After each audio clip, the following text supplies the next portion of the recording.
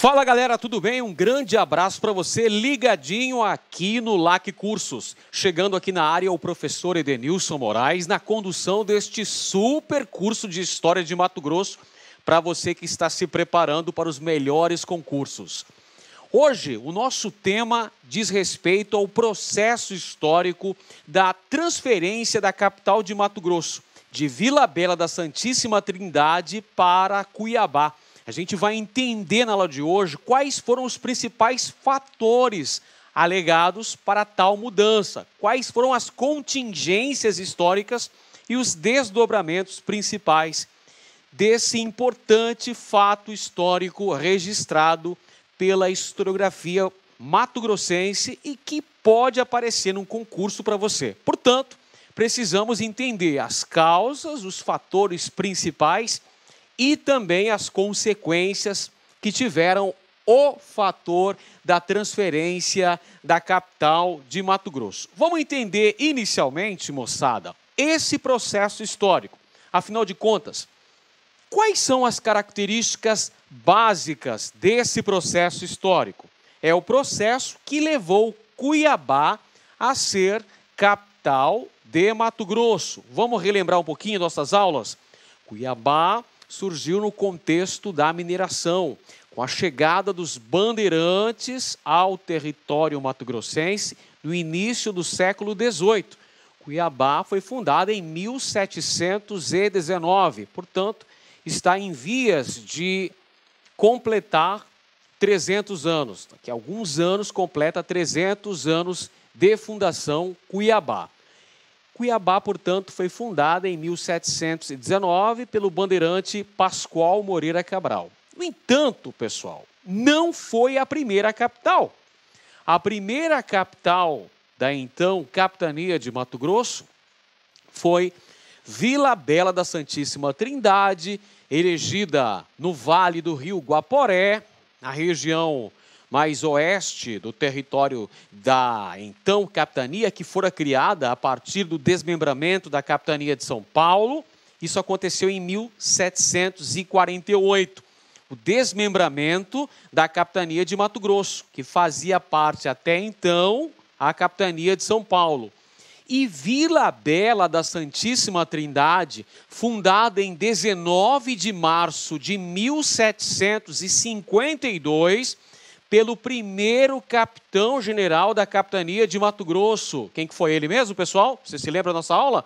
Foi Dom Antônio Rolim de Moura Tavares, conde de Zambuja, o nosso primeiro governador. Foi ele o responsável pelas ordens de edificação da primeira capital de Mato Grosso no Vale Guaporeano. Aí você pode se perguntar assim, ó, tem uma pequena dúvida, professor. Se Cuiabá foi fundada em 1719, beleza? Ok. E Vila Bela fora fundada em 1752, portanto, Cuiabá é anterior, foi fundada antes de Vila Bela, porque, então, Vila Bela foi escolhida para ser a cabeça da capitania, a sede, a capital da capitania de Mato Grosso, por uma razão geopolítica, é uma razão estratégica, e isso é importante no seu estudo. Saiba que Vila Bela foi escolhida para ser a primeira capital da criada capitania de Mato Grosso por ordens régias, por ordens determinadas pela coroa portuguesa, para se transformar no antemural da colônia, para a defesa do território da América Portuguesa, junto à fronteira com o domínio espanhol, é isso mesmo? Então é uma questão geopolítica que fez com que a coroa portuguesa escolhesse Vila Bela para ser a primeira capital de Mato Grosso. Entretanto, pessoal, olha alguns detalhes importantíssimos que você tem que anotar. Vila Bela fora edificada num local bastante insalubre. Justamente é esse termo que aparece em vários livros didáticos, em vários manuais, pode aparecer em questões também. Vila Bela fora edificada em um local insalubre. O que quer dizer isso? um local pouco saudável, um local que estava sujeito a ocorrências de variadas doenças. Dentre elas, a principal, a malária, pessoal. Malária, também chamada de maleita. Por que acontecia bastante essa epidemia lá em Vila Bela? Por causa das constantes cheias do rio Guaporé. É isso mesmo. O rio Guaporé, com as suas constantes cheias, acabava promovendo inundações e nisso ocorriam epidemias de malária causada pelo mosquito. E o que acontece? Muita gente perdia a vida. Para você ter uma ideia, pessoal, para você ter uma ideia, nós tivemos até governadores de Mato Grosso que morreram por conta da malária. 2 governadores de Mato Grosso morreram por conta da malária. O primeiro deles foi João de Albuquerque de Melo Pereira e Cáceres e o segundo João Carlos de Abreu Menezes. Esses 2 governadores morreram por conta da malária. Para você ver como é que a situação não era fácil. Vila Bela, local insalubre. Então nós temos, nesse contexto, uma rivalidade histórica que se forma entre essas 2 principais vilas de Mato Grosso. São 2 vilas mato-grossenses. A Vila Real do Senhor Bom Jesus de Cuiabá, olha só, Cuiabá foi fundada em 1719, mas transformou-se em vila no ano de 1727, pessoal. Isso é importante também. Cuiabá tornou-se vila com o pomposo nome de Vila Real do Senhor Bom Jesus de Cuiabá, em 1º de janeiro de 1727, por ninguém menos do que o governador da capitania de São Paulo, que estava residindo em Cuiabá, Dom Rodrigo César Moreira. Estava lá o Dom Rodrigo Moreira estava então em Cuiabá, elevou Cuiabá à categoria de Vila Real. Vila Bela, quando surgiu, quando foi fundada, evidentemente já era uma vila, até no nome, perfeito? Cuiabá, no início do século XIX, durante o período joanino, Cuiabá foi elevada novamente, desta vez à condição de cidade. Portanto, no contexto histórico em que se dá a transferência da capital, que era Vila Bela, e passa a ser Cuiabá, esta já era uma cidade. Esta última já era uma cidade. Perfeito?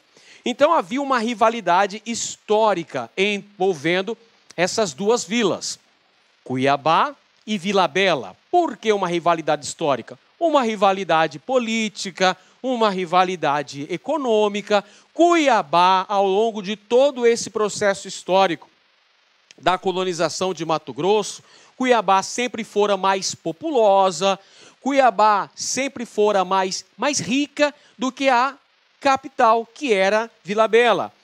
E aí, já no início do século XIX, as elites cuiabanas começam a pleitear a transferência da capital, alegando que Vila Bela está muito longe, que Vila Bela é insalubre, que Cuiabá é mais dinâmica, tem uma maior população, tem uma elite mais envolvente, apresentam uma série de fatores que seriam as justificativas para tal mudança.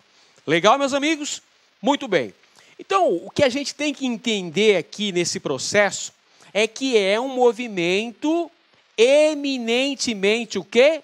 Elitista, pessoal. Isso mesmo, é um movimento coordenado pelas elites econômicas e políticas aqui de Cuiabá, que vão tramar um golpe. Na verdade, é um golpe de Estado que vai ser desferido contra quem? Contra o governador, contra o capitão da capitania de Mato Grosso, o capitão-general Francisco Magesse de Carvalho. Beleza? Então é isso, uma movimentação da elite cuiabana.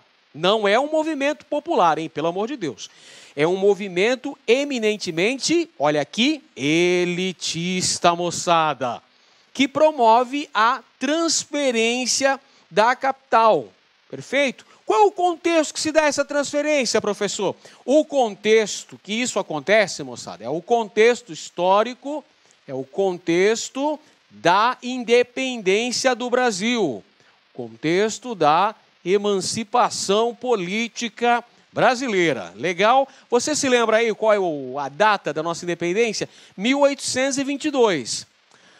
O movimento liderado pela elite cuiabana acontece nas vésperas da independência do Brasil, ou seja, pouco tempo antes, um ano antes, para ser mais exato, 1821. Para ser mais exato, esse movimento começa em 20 de agosto de 1821. Perfeito? Porém, atenção, hein? Atenção, presta bem atenção. Cuiabá só foi considerada mesmo a capital de Mato Grosso. Tem duas datas aqui para você.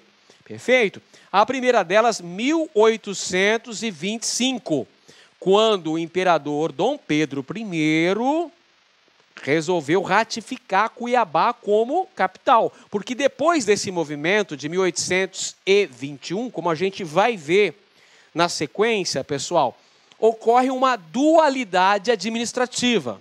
Como assim, professor? Duas capitais, uma junta governativa em Cuiabá, outra junta governativa em Vila Bela, ou seja, duas capitais para a região de Mato Grosso. Quem vai resolver essa pendência é o imperador, em 1825, que vai carimbar Cuiabá como a capital, e 10 anos depois, pessoal, em 1835, quem ratifica Cuiabá como a capital de Mato Grosso é a Assembleia Legislativa desta província. Perfeito? Um dos primeiros atos legislativos da Assembleia recém-inaugurada, seus primeiros trabalhos, foi efetivar a transferência da capital para Cuiabá. Tudo bem? Então vamos lá, vamos entender aqui, pessoal, alguns antecedentes importantes para nos ajudar a compreender esse processo histórico tão interessante. Bom, primeiro você tem que se ater à atuação, à administração dos últimos capitães generais de Mato Grosso. Os dois últimos, que foram João Carlos Doenhausen Gravenberg e o outro, Francisco de Paula Majeste de Carvalho. São esses dois. Os últimos capitães generais de Mato Grosso passavam mais tempo residindo em Cuiabá do que morando em Vila Bela. Perfeito? Olha só, Vila Bela continuava a ser a capital da capitania de Mato Grosso, ok? Porém, os últimos governantes ficavam mais tempo residindo em Cuiabá do que na própria capital, a capital de direito, que era Vila Bela da Santíssima Trindade. Por que razão? Por uma série de fatores, pessoal. Uma série de justificativas eram apresentadas para que esses governadores ficassem mais tempo em Cuiabá. O fator da insalubridade de Vila Bela é um deles. Não se esqueça que a gente falou agorinha que 2 governadores de Mato Grosso morreram por ocorrência da malária, pessoal. Perfeito? Então, esses 2 últimos governadores ficavam mais tempo em Cuiabá. Quem são esses 2 últimos mesmo? Oenhausen Gravenberg, que ficava mais tempo em Cuiabá do que em Vila Bela, e uma característica importante de sua administração foi o fato de promover constantes festas e comemorações em Cuiabá. Festas nas quais a cidade ficava iluminada por semanas. Qual era o objetivo da realização dessas festas constantes promovidas pelo capitão-general de Mato Grosso? Ora, meus amigos, o objetivo era mascarar a situação de penúria vivida pela capitania de Mato Grosso. Problemas econômicos muito sérios. Então ele fazia uma espécie de política de pão e circo, promovendo essas festas, essas comemorações. Era uma forma de mascarar a realidade social e passar uma falsa ideia de uma harmonia entre as camadas sociais de Cuiabá. O último governador desse período, do período colonial, foi Francisco de Paula Magesse de Carvalho. Durante sua administração, ele procurou pautar-se por uma austeridade e controlar um pouco mais os cofres públicos. Afinal de contas, o governador anterior, o Gravenberg, fazia festas, fazia muitas comemorações, como dissemos. E essas comemorações, evidentemente, eram bancadas com dinheiro público, bancada pelos cofres públicos. Portanto, a situação dos cofres públicos era de penúria. Esse governador, Magesse, que era tido como prepotente pela elite cuiabana, enfrenta uma série de problemas econômicos herdados da administração anterior. Ele para de fazer as constantes festas, aquela política bajulativa que o Gravenberg fazia com a elite cuiabana. O seu sucessor, o Francisco Magesse, acaba deixando um pouquinho de lado isso, pessoal. E nisso começa a oposição ao seu governo, complicada pela situação econômica que a capitania enfrentava, refletindo nos salários atrasados para os funcionários públicos. Então, a situação não era fácil. Então, moçadinha, olha só, vamos olhar no mapa aqui para a gente ter uma ideia melhor. Eu trago para você aqui um mapa da, então, capitania de Mato Grosso. Olha como era gigantesca a capitania de Mato Grosso. Corresponde aqui aos atuais estados de Mato Grosso do Sul e uma parte do estado de Rondônia. Então, aí você pode ter uma ideia de quão enorme era a capitania de Mato Grosso, com suas duas importantes vilas. Aqui está, Vila Bela da Santíssima Trindade, junto ao Guaporé, e a outra, Vila Real do Senhor Bom Jesus, que foi elevada à condição de cidade, já era cidade, está aqui Cuiabá, mas na porção central da capitania. Perfeito? Cuiabá, a porção mais central da capitania de Mato Grosso, enquanto que Vila Bela na porção mais noroeste da capitania. Beleza? Então vai acontecer esse movimento elitista. Tudo bem? Movimento elitista que vai culminar com a transferência da capital. Bom, outro aspecto importante para você é compreender a situação política vivida aqui em Mato Grosso, no contexto do início do século XIX.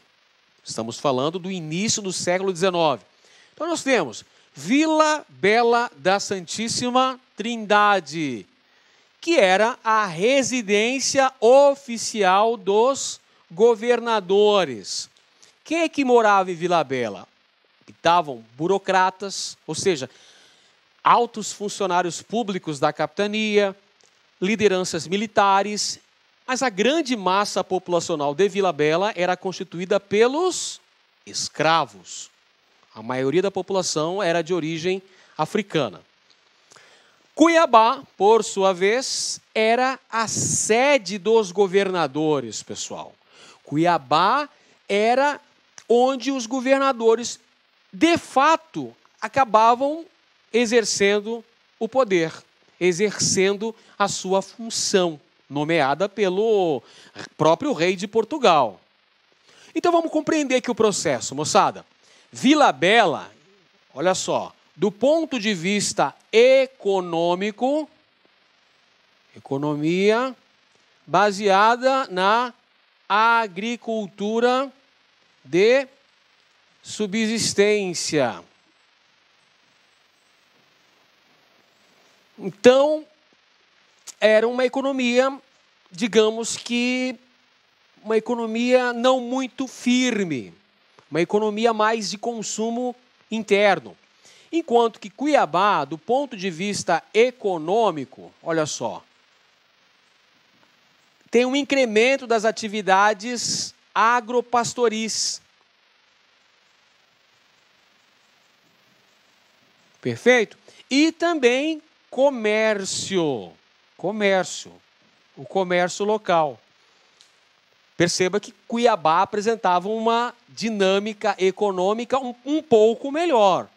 Se formos fazer um paralelo, uma comparação entre os aspectos econômicos de Vila Bela e os de Cuiabá, a gente não tem dúvida que Cuiabá tinha um dinamismo econômico um pouco maior.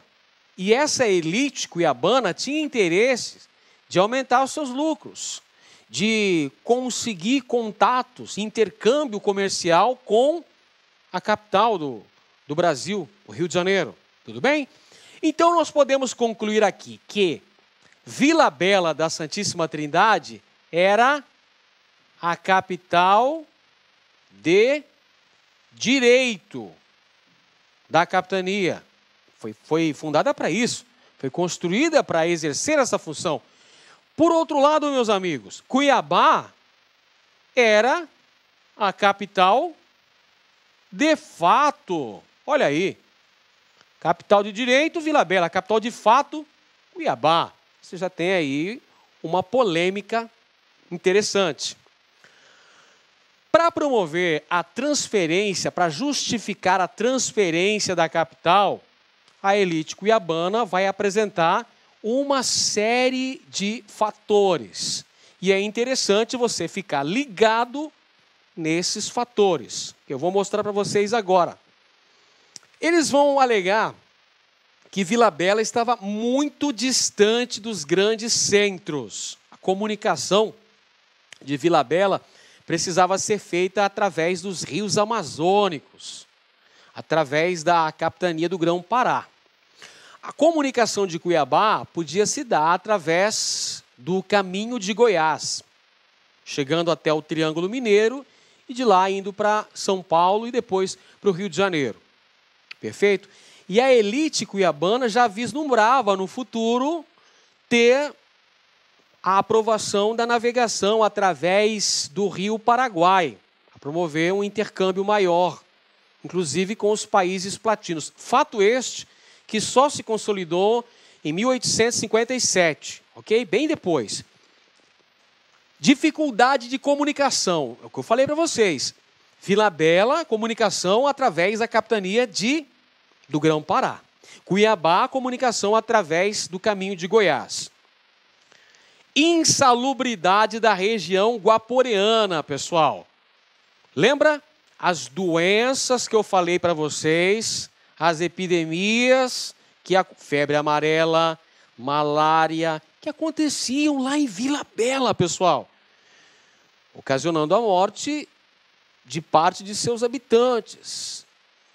2 governadores morreram. O quadro não era fácil. Temos também o interesse da elite cuiabana pelo poder e o interesse dessa mesma elite em conseguir lucros, em conseguir vantagens econômicas. Então são esses fatores que vão fazer a elite cuiabana articular um golpe para derrubar o último dos capitães generais de Mato Grosso, o tal do Francisco de Paula Magesse de Carvalho. Legal? Então esse movimento, olha aí a imagem, temos aqui a deposição de Francisco Magesse na tela do pintor Moacir de Freitas.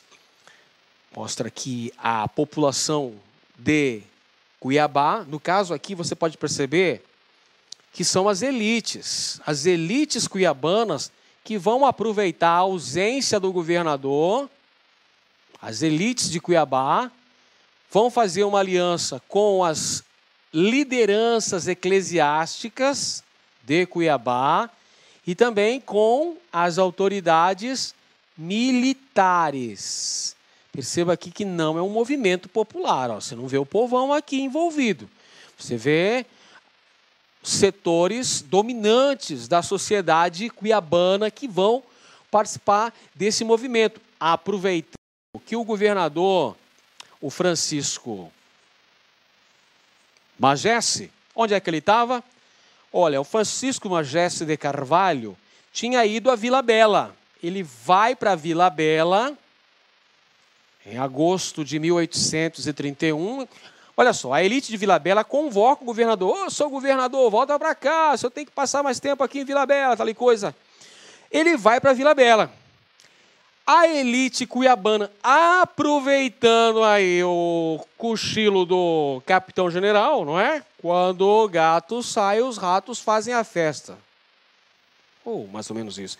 O que vai acontecer é que a elite, o clero e setores militares vão organizar esse movimento, aproveitando aí a ausência do governador e dão um golpe transferindo interinamente a capital para Cuiabá. Por que eu vou dizer assim, transferindo interinamente, professor? Porque não é uma transferência oficial ainda, pessoal. Isso acontece em 1821. Agora preste bem atenção. Vila Bela tentou resistir, cara. Vila Bela não aceita assim fácil a derrota. Vila Bela não vai se dar por vencida e vai tentar resistir a esse golpe, mantendo uma junta governativa lá no Vale Guaporeano. Legal? Então o que vai acontecer? Olha só, gente. A elite de Vila Bela, percebendo que a elite cuiabana tinha dado um chute nos fundilhos do governador, tinha dado aí um golpe e deposto o governador Magesse, a elite de Vila Bela vai fazer a mesma coisa e vai implantar uma junta governativa. Então você tem aqui, ó, nesse contexto, a criação de uma junta governativa em Cuiabá e uma junta governativa em Vila Bela. Professor, então quer dizer que Mato Grosso ficou com duas capitais? Perfeito. Nesse período aqui de litígio entre as duas elites, Cuiabá, que queria se tornar a capital de direito de Mato Grosso, contra Vila Bela, que era a capital de direito, queria manter esse status. Vila Bela vai resistir. Por essa razão que os historiadores convencionaram chamar de dualidade administrativa o período em que temos duas juntas administrando a capitania de Mato Grosso, que depois se transformaria em província, logo após a nossa emancipação política, 1822, ou seja, no ano seguinte. Então a gente tem aqui, moçada, olha só, governos paralelos. Um em Cuiabá e o outro em Vila Bela, isso mesmo. Em Cuiabá é formada uma junta governativa composta, anota aí, por elementos da elite cuiabana, por lideranças eclesiásticas e militares. Essa junta governativa cuiabana vai solicitar apoio para quem, adivinha para quem? Para o príncipe regente, Dom Pedro. Note que esse movimento começou em agosto de 1821. Agosto de 1821. Nesse exato momento, a família real portuguesa já havia retornado para a Europa. Dom João VI já havia retornado para Portugal, isso um mês antes, mês de julho. Mas deixou no Brasil seu filho, Dom Pedro, na condição de príncipe regente. A elite cuiabana vai tentar articular um apoio junto ao príncipe Dom Pedro. A elite de Vila Bela, por sua vez, que também formou uma junta governativa, também composta por elementos da elite, elementos do clero, elementos dos setores militares, vai solicitar apoio diretamente a Dom João VI, vai pedir apoio da coroa portuguesa, inclusive já prometendo jurar fidelidade à Constituição de Portugal. Nesse contexto histórico, teve um movimento importantíssimo lá em Portugal, a Revolução Liberal do Porto, 1820. Essa revolução é um dos fatores que vai obrigar Dom João VI a retornar para Portugal convocar a Assembleia das Cortes, elaborar uma Constituição transformando a monarquia portuguesa em uma monarquia constitucional. A elite de Vila Bela estava disposta a jurar obediência a essa Constituição. Perfeito? Então vai fazer lealdade a Portugal. Note que esse aqui, moçada, é o contexto que vai se dar a independência do Brasil.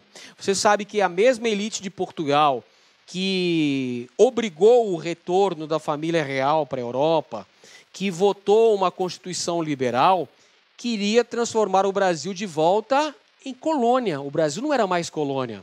O Brasil já era Reino Unido a Portugal e Algarves desde 1815, moçada.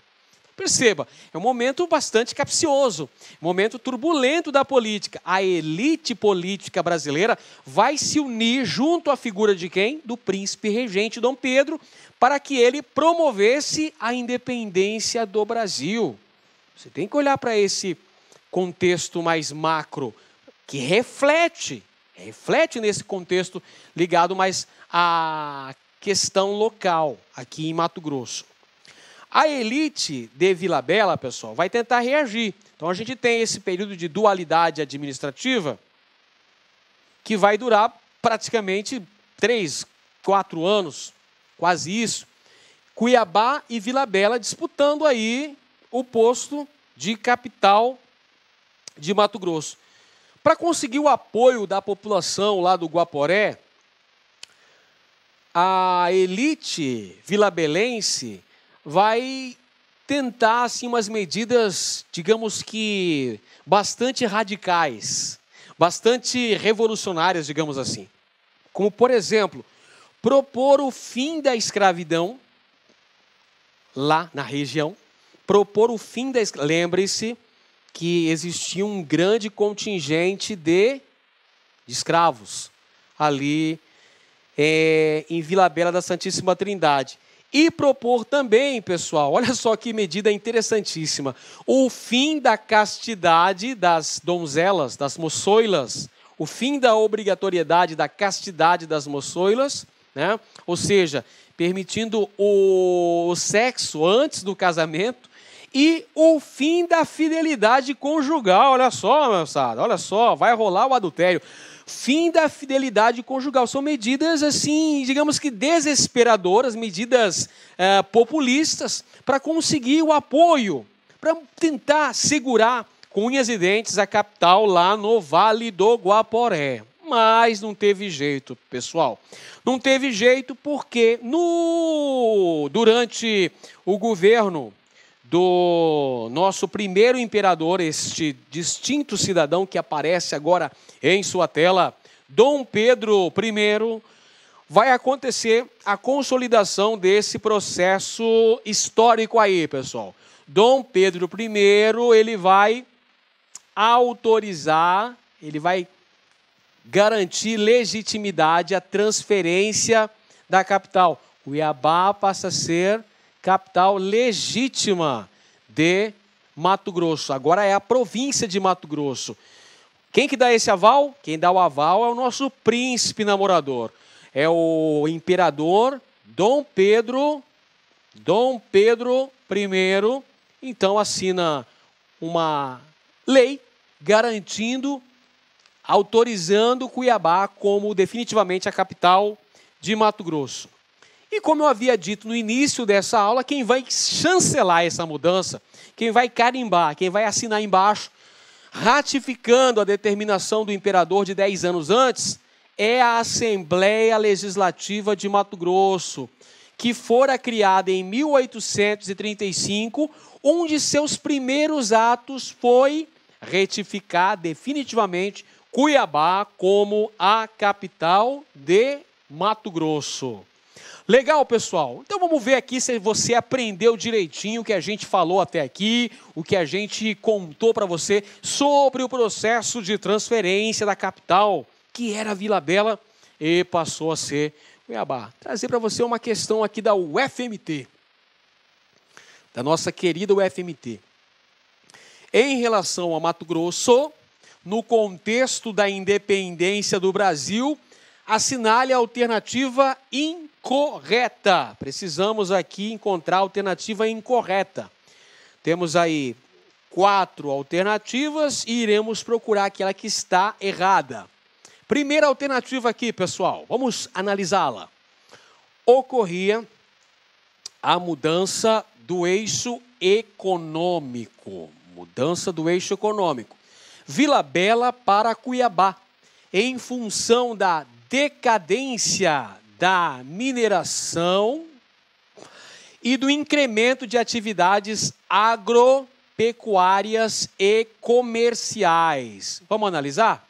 Moçada, esse contexto aqui do início do século XIX, aqui em Mato Grosso, é marcada pelo declínio da extração de ouro. Beleza. As minas do Guaporé, as minas do Mato Grosso, lá na Vila Bela da Santíssima Trindade, estavam declinando. Tanto que lá vai se desenvolver uma agricultura de subsistência, como eu falei para vocês agora há pouco. E Cuiabá, por sua vez, vai desenvolver atividades ligadas à agricultura e também à criação de gado. Além disso, vai incrementar algumas atividades comerciais. Então, essa afirmação está correta. Essa aqui é verdadeira. Beleza. Vamos para o outro item. B.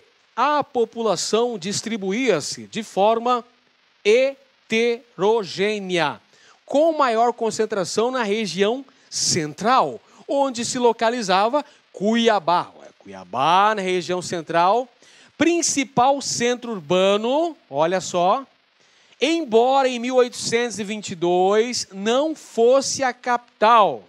E aí, essa afirmação está correta? A população de Mato Grosso se distribuía de forma desigual. Beleza, isso aí é muito fácil de compreender. O principal centro urbano era Cuiabá. Moçada, eu falei para você durante a aula, Cuiabá foi elevada à condição de cidade em 1818, pessoal. Ou seja, dentro do contexto do período joanino. Cuiabá tinha mais influência econômica e política do que Vila Bela, embora não fosse a capital ali, não fosse. Aí você fala assim, mas professor, o senhor não disse agora há pouco que o processo da transferência aconteceu em 1821? Não, pessoal. Ali aconteceu o golpe com a deposição de Magesse. Lembra que aconteceu uma dualidade administrativa, 2 capitais, 2 cabeças para pensar? A junta governativa de Cuiabá e a junta governativa de Vila Bela se segurando ali com unhas e dentes, não é isso? Então, você não pode dizer que Cuiabá já era considerada definitivamente a capital de Mato Grosso antes de 1825, beleza? E em 1835, como você sabe, a Assembleia foi lá e chancelou tal mudança. Letra C, pessoal. A disputa pela localização da capital envolvendo Vila Bela da Santíssima Trindade e Cuiabá, na realidade colocava em campos opostos a oligarquia do norte, cujo poder centrava-se em mãos dos altos funcionários, burocratas e oligarquia do sul. A oligarquia do sul, cujas bases estavam nos latifundiários pantaneiros. Pessoal, essa afirmação está incorreta. Essa afirmação é falsa. Por quê? Porque esse contexto aqui, vai se dar durante o período do coronelismo. O período do coronelismo, que é tema de nossas próximas aulas, acontece durante a Primeira República, que também é conhecida por República Velha. Beleza? Então isso aqui é errado, está fora do contexto.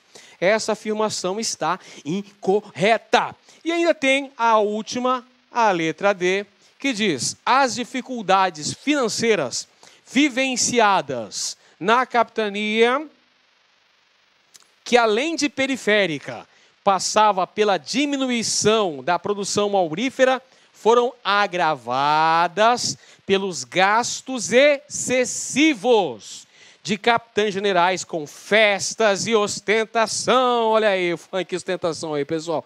Que lhes garantiam popularidade com a elite. Lembra que eu falei do Enhausen Gravenberg, que fazia constantes festas em Cuiabá? Pois então, meus amiguinhos, isso aqui é verdadeiro. Essa é a situação vivenciada pela capitania de Mato Grosso às vésperas do processo de independência do Brasil. Então, a única assinala aqui, ó, a única incorreta é a letra C, pessoal. É isso aí, pessoal.